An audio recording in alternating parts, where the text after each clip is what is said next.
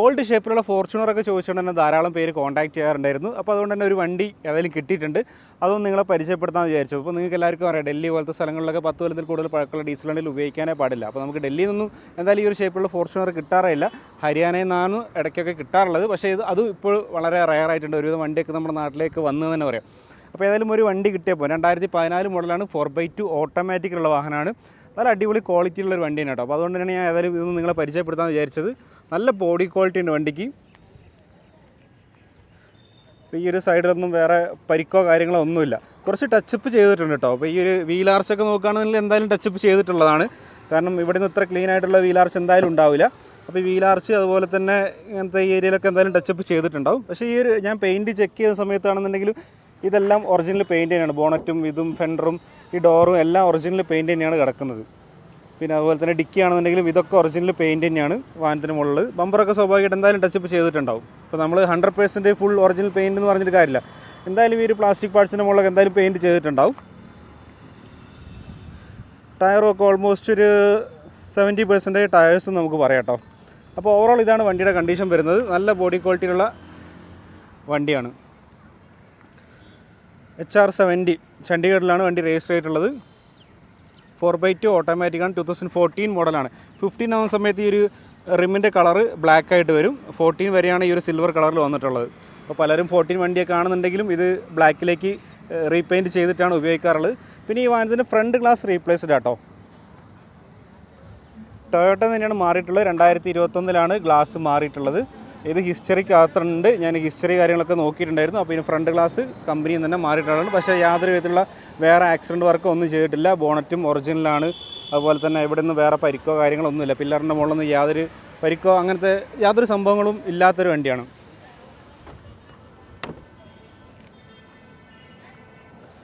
Yes. അപ്പോൾ ഇതിൻ്റെ ഉൾഭാഗത്തെ നോക്കുകയാണെന്നുണ്ടെങ്കിൽ 4x2 ഓട്ടോമാറ്റിക്കിലാണ് വണ്ടി വന്നിട്ടുള്ളത്. പിന്നെ അതുപോലെ തന്നെ ഡാഷ്ബോർഡൊന്നും കാര്യമായ പരിക്കോ കാര്യങ്ങളൊന്നുമില്ല. നല്ലൊരു വൃത്തിയുള്ള വണ്ടിയാണ്. ഇതിൻ്റെ കിലോമീറ്റർ പറയാൻ മറന്നുപോയി. 1,93,000 ഈ ഒരു വാഹനം ഓടിയിട്ടുണ്ട്. പക്ഷേ ഈ ഒരു 1,93,000 ഓടിയതും ത്രൂ ഔട്ട് കമ്പനി സർവീസ് റെക്കോർഡുള്ള വണ്ടിയാണ്. 1,93,434 കേട്ടോ വണ്ടി ഓടിയിട്ടുള്ളത്. പക്ഷെ നല്ല രീതിയിൽ യൂസ് ചെയ്തിട്ടുള്ളൊരു വണ്ടിയാണെന്നുള്ളതിൻ്റെ ബാക്കിയുള്ള ഭാഗങ്ങളൊക്കെ നോക്കുന്ന സമയത്ത് മനസ്സിലാവും. അപ്പോൾ ഏതായാലും ഇതിൻ്റെ ഹിസ്റ്ററി കാര്യങ്ങളൊക്കെ ഞാൻ ഓൾറെഡി PDF ഫയൽ എടുത്തതുണ്ടായിരുന്നു. അപ്പോൾ അതിൽ നോക്കുന്ന സമയത്ത് നമുക്ക് ലാസ്റ്റിൽ സർവീസ് ചെയ്തിട്ടുണ്ടായിരുന്നത് 1,87,000 ആട്ടോ ലാസ്റ്റ് സർവീസ് ചെയ്തിട്ടുണ്ടായിരുന്നത്. അതേപോലെ തന്നെ നോക്കുകയാണെന്നുണ്ടെങ്കിൽ ബാക്കിയുള്ള എല്ലാ കാര്യങ്ങളും കമ്പനി തന്നെയാണ് ചെയ്തിട്ടുള്ളത്. ഈ 1,87,000 വരെ എന്ന് പറഞ്ഞാൽ A to Z company service റെക്കോർഡുണ്ട് ഫുള്ളായിട്ട് 1 by 1. ഇപ്പം എന്താ പറയുക, 187, അതിൻ്റെ മുന്നേ ആയിട്ട് 176 ഉണ്ട്, അതിൻ്റെ മുന്നേ 169 ഉണ്ട്, 164 ഉണ്ട്, 59 ഉണ്ട്, 50 ഉണ്ട്, 49 ഉണ്ട്, ഇങ്ങനെ പോകുന്നുണ്ട്. അപ്പോൾ എല്ലാ സർവീസും ഉണ്ട്. ഇപ്പോൾ നമ്മൾ ഈ ഇയർ ഒക്കെ നോക്കുകയാണെങ്കിൽ 2025 വരെ കമ്പനി സർവീസ് റെക്കോർഡുണ്ട്. 2025 അതിന് മുന്നേ 24, 23, 22, 21, 20, 19, 18, 17 ഒക്കെ ത്രൂ ഔട്ട് സർവീസ് റെക്കോർഡുള്ള വണ്ടിയാണ്. അതിൻ്റെ PDF ഫയൽ എൻ്റെ അടുത്തുണ്ട്. ആവശ്യമുള്ളവർക്ക് കോൺടാക്ട് ചെയ്ത് കഴിഞ്ഞാൽ തീർച്ചയായിട്ടും ഞാൻ അയച്ചു തരുന്നതാണ്. അപ്പോൾ ത്രൂ ഔട്ട് കമ്പനി സർവീസ് റെക്കോർഡുള്ള ഒരു വാഹനമായിട്ടത്. പിന്നെ അതുപോലെ തന്നെ ഇൻറ്റീരിയറിൽ വേറെ യാതൊരു ഡാഷ്ബോർഡോ അങ്ങനത്തെ ഒന്നും ഡാഷ്ബോർഡ് സ്റ്റിയറിംഗ് വീൽ കൺട്രോളും അതിലൊന്നും യാതൊരു പ്രശ്നങ്ങളും ഇല്ല. തേയ്മാനങ്ങളൊന്നും അത്രയ്ക്കൊന്നുമില്ല. പിന്നെ നോർമലി വരുന്ന പോലെ തന്നെ ഈ സ്റ്റിയറിങ്ങിൻ്റെ മുകളിൽ കുറച്ച് തേയ്മാനങ്ങൾ ഇതാ വന്നിട്ടുണ്ട്. കാരണം ഇത്രയും ഓടിയ വണ്ടിയല്ലേ. പിന്നെ അതുപോലെ തന്നെ ഇതിൻ്റെ മേജർ സർവീസ് അങ്ങനെയുള്ള കാര്യങ്ങളൊക്കെ കഴിഞ്ഞ കേട്ടോ. സാധാരണ ടൊയോട്ട ഫോർച്യൂണറൊക്കെ ചെയ്യുന്ന സമയത്ത് ഒരു 140 ആ റേഞ്ചിലാണ് ഇതിൻ്റെ ടൈമിംഗ് ചെയിൻ കാര്യങ്ങളൊക്കെ മാറ്റുക. അപ്പോൾ ഇതൊക്കെ ഏതായാലും കമ്പനി തന്നെ ഫുള്ള് വർക്കും ചെയ്തിട്ടുള്ള വണ്ടിയാണ്. സീറ്റ് ഇവിടെ കയറിയിട്ടുണ്ട്. അപ്പോൾ ഈ സീറ്റിൻ്റെ ഈ ഒരു പീസ് മാത്രമായിട്ട് മാറ്റാൻ പറ്റും, കവർ മാത്രമായിട്ട് മാറ്റാൻ പറ്റും. ഇനി അല്ലാന്നുണ്ടെങ്കിൽ ഫുള്ളായിട്ട് വേണമെങ്കിൽ അങ്ങനെയും മാറ്റാം കേട്ടോ. ഇലക്ട്രിക്കലി സീറ്റ് അഡ്ജസ്റ്റ് ചെയ്യുന്നതൊക്കെ വർക്കിംഗ് ആണ്. ഇതിലൊന്നും പ്രശ്നങ്ങളൊന്നുമില്ല. ഇതിനകത്ത് 14 ആണെങ്കിലും ക്രൂയിസ് കൺട്രോളൊക്കെ വരുന്നുണ്ട് കേട്ടോ. ഓക്കെ. പിന്നെ അതുപോലെ തന്നെ ഓട്ടോമാറ്റിക് AC ആണ് വരുന്നത്. ഇപ്പോൾ ഇങ്ങനത്തെ സ്പെക്ക് കാര്യങ്ങളൊന്നും ഞാൻ ഡീറ്റെയിൽ ആയിട്ട് പറയണമെന്ന് എനിക്ക് തോന്നുന്നില്ല. ഡോർ പാടൊന്നും വലിയ ഇഷ്യൂസോ കാര്യങ്ങളൊന്നുമില്ല. എല്ലാ സംഭവങ്ങളും വർക്കിംഗ് ആണ്. പവർ വിൻഡോസ് ആണെന്നുണ്ടെങ്കിലും സ്റ്റിയറിംഗ് വീൽ കൺട്രോൾ ആണെന്നുണ്ടെങ്കിലും സ്റ്റീരിയോ ആണെന്നുണ്ടെങ്കിലും AC ഒക്കെ ആണ് നല്ല കൂളിംഗ് ആണ്, യാതൊരു പ്രശ്നമില്ല. ഈ ഡോറ് ഒറിജിനലാണ്, റീപ്ലേസ്ഡ് അല്ല. സ്റ്റീരിയോൻ്റെ റിമോട്ടും ഇതിനകത്തുണ്ട്. റിമോട്ടൊന്നും ഇപ്പോഴത്തെ കാലത്ത് ആവശ്യമില്ല. അപ്പോൾ എല്ലാവരും ഈ ഒരു നോർമൽ സ്റ്റീരിയോ ഒക്കെ മാറ്റിയിട്ട് ആൻഡ്രോയിഡിലേക്ക് മാറ്റുന്നൊരു കാലഘട്ടമാണ്. ഇപ്പോൾ ഈ 14 ഇതൊക്കെ 14ൻ്റെ ഗ്ലാസ് തന്നെയാണ് വന്നിട്ടുള്ളത്. ഇതും ഒറിജിനൽ ഡോറാണ്, റീപ്ലേസ്ഡ് അല്ല.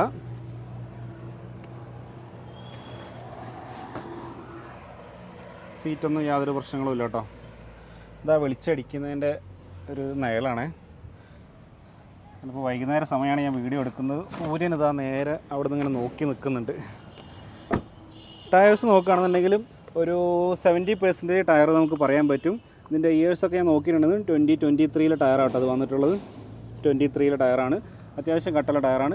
പിന്നെ ഉള്ളിലൊന്നും യാതൊരു റസ്റ്റോ അങ്ങനത്തെ ഇഷ്യൂ ഒന്നുമില്ല. ഇതൊക്കെ ഡസ്റ്റും ചെളിയും കാര്യങ്ങളും കേട്ടോ ഇതിനകത്ത് കിടക്കുന്നത്. വേറെ പ്രശ്നങ്ങളൊന്നുമില്ല. അപ്പോൾ ഈ ഒരു ടയർ നോക്കുകയാണെന്നുണ്ടെങ്കിൽ ഇതും ഒരു 60-70% ടയറുണ്ട്. ഇതും 23 ടയർ തന്നെയായിരുന്നു. എവിടെയോ ഉണ്ടായിരുന്നു. 23 ടയർ തന്നെയാണ് ഇതും. പിന്നെ നമുക്ക് പുറകിലേക്കൊക്കെ വരികയാണെന്നുണ്ടെങ്കിൽ ഇതെല്ലാം ടൊയോട്ടയുടെ ഗ്ലാസ്സാണ് വന്നിട്ടുള്ളത്. അതുപോലെ തന്നെ ഇതും ടൊയോട്ടയുടെ ഗ്ലാസ്സാണ്. ഈ ഭാഗങ്ങളൊന്നും വേറെ ആക്സിഡൻറ്റ് ഡിക്കിൻ്റെ ഉള്ളൊക്കെ ഒറിജിനൽ പെയിൻറ്റ് തന്നെയാണ് ഇപ്പോഴും ഉള്ളത്. ഡിക്കി ഡോർ ഒറിജിനലാണ്. ഇവിടെ നിന്ന് വേറെ ആക്സിഡൻ്റ് ഒന്നും നടന്നതിൻ്റെ ലക്ഷണങ്ങളൊന്നുമില്ല.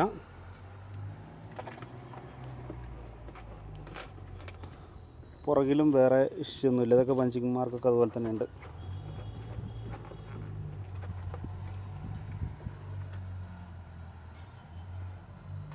റൂഫും കുഴപ്പമില്ല, തിരക്കേടില്ലാത്തൊരു ക്വാളിറ്റി ഉണ്ട്.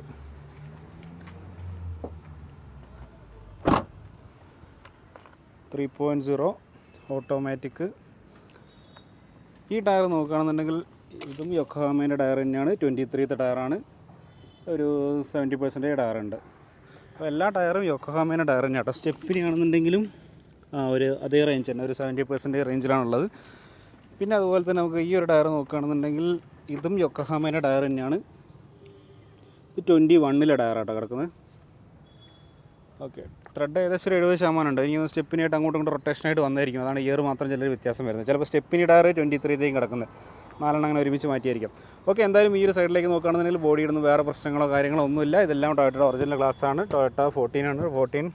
ടൊയോട്ട 14. ഈ ഡോറും ഒറിജിനലാണ്. ഓൾമോസ്റ്റ് എന്താ പറയുക, നല്ല ക്വാളിറ്റി ഉള്ളൊരു വണ്ടി തന്നെയാണ്. മൊത്തത്തിൽ നമ്മൾ നോക്കിയ സമയത്താണെങ്കിലും റൂഫൊക്കെ ആണെങ്കിലും ഒറിജിനൽ പെയിൻറ്റ് തന്നെയാണുള്ളത്. ഞാൻ ചെക്ക് ചെയ്തിട്ടുണ്ടായിരുന്നു. നല്ല ബോഡി ഷേപ്പുള്ളൊരു വണ്ടിയാണ്. ഞാൻ ഓൾറൗണ്ട് ഒന്നും കൂടി ഞാനൊന്നിങ്ങനെ പറഞ്ഞു പോവാണ്. നമ്മൾ എടുത്തു കഴിഞ്ഞാൽ ഈ വണ്ടിയുടെ മുകളിൽ ഒരു പൈസയും മുടക്കേണ്ടതായിട്ടുണ്ടെന്ന് എനിക്ക് തോന്നുന്നില്ല. നമ്മളൊരു ടച്ചപ്പ് പോലും ചെയ്യേണ്ടതായിട്ടില്ല.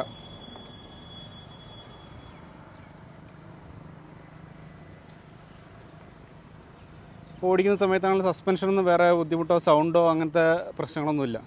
പിന്നെ ഓൾറെഡി ഫോർച്യൂണറിൻ്റെ കുറച്ചൊരു ഹാർഡാണ്. കുറച്ച് ലോഡ് ഉണ്ടെങ്കിലേ അത് എന്താ പറയുക പ്രോപ്പറായിട്ട് ആവുള്ളൂ. നമ്മൾ ഒറ്റയ്ക്കൊക്കെ പോകുന്ന സമയത്ത് ഇങ്ങനെ ചെറിയൊരു ഇത് ചാടിയാൽ തന്നെ കിടക്കുന്നുള്ളൊരു സൗണ്ടൊക്കെ ഉണ്ടാവും. മൊത്തത്തിൽ നോക്കുന്ന സമയത്ത് വേറെ ഓക്കെ. അപ്പോൾ 2014 മോഡൽ സെക്കൻഡ് ഓണർഷിപ്പിലുള്ള 1,93,000 ഓടിയിട്ടുള്ള ഫോർച്യൂണറാണ്.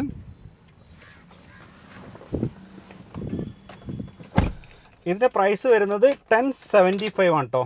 10,75,000 രൂപയാണ് നമ്മളിവിടെ കൊടുക്കേണ്ട റേറ്റാണ് ഞാൻ പറഞ്ഞിട്ടുള്ളത്. 10,75,000 എന്ന് പറയുന്നത്. പിന്നെ അതുപോലെ തന്നെ വേറെ കാര്യം പറയുകയാണെന്നുണ്ടെങ്കിൽ സെക്കൻഡ് ഓണർഷിപ്പിൽ കിടക്കുന്ന വണ്ടിയാണ്. ലോണൊന്നും നമുക്ക് കിട്ടില്ല കേട്ടോ. ലോണൊക്കെ വേണമെന്നുണ്ടെങ്കിൽ നമുക്ക് നാട്ടിൽ കൊണ്ടുപോയിട്ട് നമ്പർ ആക്കി കഴിഞ്ഞ ശേഷം മാത്രമേ ലോൺ ചെയ്യാൻ പറ്റുള്ളൂ. അല്ലാതെ നമുക്ക് ലോണോ കാര്യങ്ങളൊന്നും ചെയ്യാൻ കഴിയില്ല. വെയിലിന് ഓപ്പോസിറ്റാക്കി നിർത്തട്ടെ. കുറേ ആളുകൾ വീണ്ടും ലോണൊക്കെ കിട്ടുമെന്നൊക്കെ ചോദിക്കാറുണ്ട്. അപ്പോൾ ലോണൊന്നും നമുക്ക് കിട്ടില്ല. ലോൺ വേണമെന്നുണ്ടെങ്കിൽ KL നമ്പറിൽ ആക്കിയിട്ട് നിങ്ങളെ പേരിൽ RC ആയാൽ മാത്രമേ ലോൺ ചെയ്യാൻ പറ്റുള്ളൂ. പലരും പറയാറുണ്ട് ലോണൊക്കെ കിട്ടുമെന്നൊക്കെ പറയാറുണ്ട്. പക്ഷേ ലോണിൻ്റെ പ്രോസസ്സ് നിങ്ങൾക്ക് ചെയ്യാൻ പറ്റുമായിരിക്കും. പക്ഷേ ഫണ്ട് നമ്മുടെ അക്കൗണ്ടിൽ ക്രെഡിറ്റ് ആവണമെന്നുണ്ടെങ്കിൽ നിങ്ങളെ പേരിൽ RC ആയാൽ മാത്രമേ ഫണ്ട് ക്രെഡിറ്റ് ആവുള്ളൂ. ഇപ്പം കുറേ ഹിന്ദിക്കാരെ വീഡിയോ ഒക്കെ ഉണ്ട്. പാൻ ഇന്ത്യ ലോൺ അവൈലബിൾ എന്നൊക്കെ പറഞ്ഞിട്ട് കുറേ മലയാളീസ് ഇങ്ങനെ അതിന് വേണ്ടിയിട്ട് മെനക്കെട് ലോൺ കിട്ടുമെന്നൊക്കെ വിചാരിച്ചിട്ട് അത് വേറെ രീതിയിലുള്ളൊരു തട്ടിപ്പ് തന്നെ പച്ച മലയാളത്തിൽ അതിന് പറയാം. ഞാൻ പണ്ടത്തെ വീഡിയോക്കകത്തൊക്കെ അതിൻ്റെ കാര്യങ്ങൾ പറഞ്ഞിട്ടുണ്ടായിരുന്നു.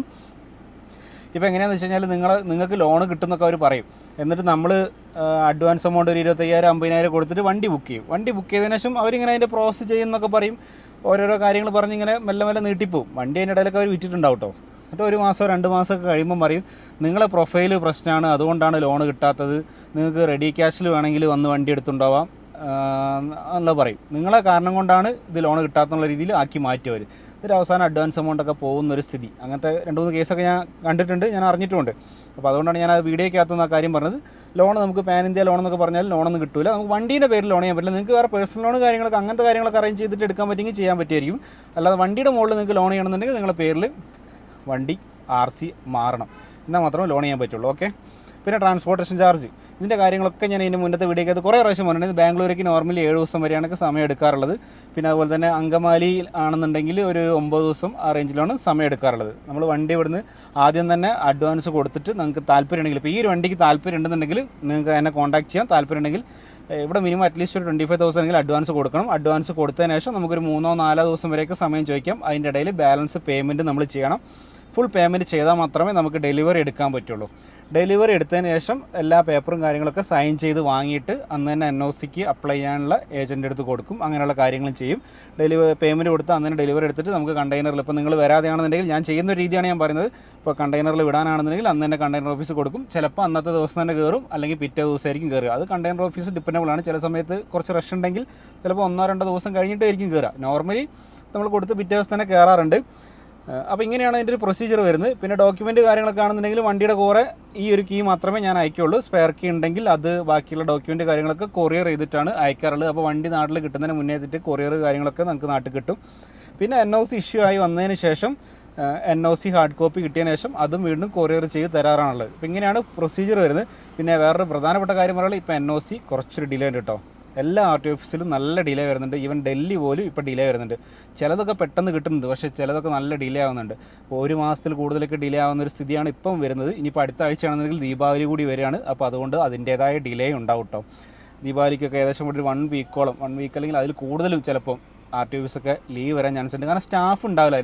ഇപ്പം എന്താ പറയുക, ശരിക്കും RTO ഓഫീസ് ചിലപ്പോൾ 1-2 ദിവസമായിരിക്കും ലീവ് ഉണ്ടാവും. പക്ഷേ സ്റ്റാഫുകളൊക്കെ അധികം ദൂരത്തുനിന്ന് വർക്ക് ചെയ്യുന്നവരെല്ലാം നാട്ടിൽ പോയിട്ട് ഒരാഴ്ച അല്ലെങ്കിൽ 10 ദിവസമൊക്കെ ലീവ് കഴിഞ്ഞിട്ടായിരിക്കും ഇവർ വരിക. അപ്പോൾ ഏകദേശം ഒരു 10 ദിവസത്തോളമൊക്കെ ഇവിടെ ഒരു ഹോളിഡേ മൂഡിലായിരിക്കും. അപ്പോൾ അതുകൊണ്ട് അതിൻ്റെ ഒരു ഡിലേ ഒക്കെ ഇപ്പോൾ സംഭവിച്ചുകൊണ്ടിരിക്കുന്നുണ്ട്. ഇനിയിപ്പം ഒരു അടുത്ത ആഴ്ച കൂടി എന്തായാലും ലീവ് കാര്യങ്ങളൊക്കെ വരും. അപ്പോൾ ആ കാര്യം കൂടി ഞാൻ പറയാണ്. അപ്പോൾ 193 ഓടിയിട്ടുള്ള full throughout Toyota service റെക്കോർഡുള്ള ഫോർച്യൂണർ 4x2 ഓട്ടോമാറ്റിക് സെക്കൻഡ് ഓണർഷിപ്പിലുള്ള വൈറ്റ് കളറിലുള്ള വണ്ടിയാണ്. ഇതിൻ്റെ പ്രൈസ് എന്ന് പറയുന്നത് 10,75,000 ആണ്. നെഗോഷ്യബിൾ അല്ല, ഫൈനൽ റേറ്റ് ആണ് നമുക്കിവിടെ കൊടുക്കേണ്ടത്. നെഗോഷ്യബിൾ അല്ലെന്ന് പ്രത്യേകം പറഞ്ഞിട്ടുണ്ട്. അപ്പോൾ അതുകൊണ്ട് ദയവായിട്ട് റേറ്റ് കുറയും ചോദിച്ചിട്ട് ആരും എന്നെ വിളിക്കരുത്. അപ്പം വണ്ടി കിടക്കുന്നത് ഗുഡ്ഗാവിലാണ്. അപ്പോൾ വണ്ടി നേരിട്ട് കാണുന്നുണ്ടെങ്കിൽ തീർച്ചയായിട്ടും ഇവിടെ വന്നു കഴിഞ്ഞാൽ കാണാൻ പറ്റും. ഇനി അല്ലാതെ ബാക്കി കാര്യങ്ങളൊക്കെ ചെയ്തു തരുന്നുണ്ടെങ്കിൽ എന്നെ കോൺടാക്ട് ചെയ്യാം. വിളിച്ചിട്ട് എടുത്തില്ലെങ്കിൽ വാട്സപ്പിൽ മെസ്സേജ് അയക്കാം. ഓക്കെ. അപ്പോൾ നമുക്ക് അതിൽ പുതിയൊരു വീഡിയോ വേണ്ടി ഉടൻ തന്നെ കാണാം. അതുവരെ ഇറ്റ്സ് മീ മനു. ബൈ.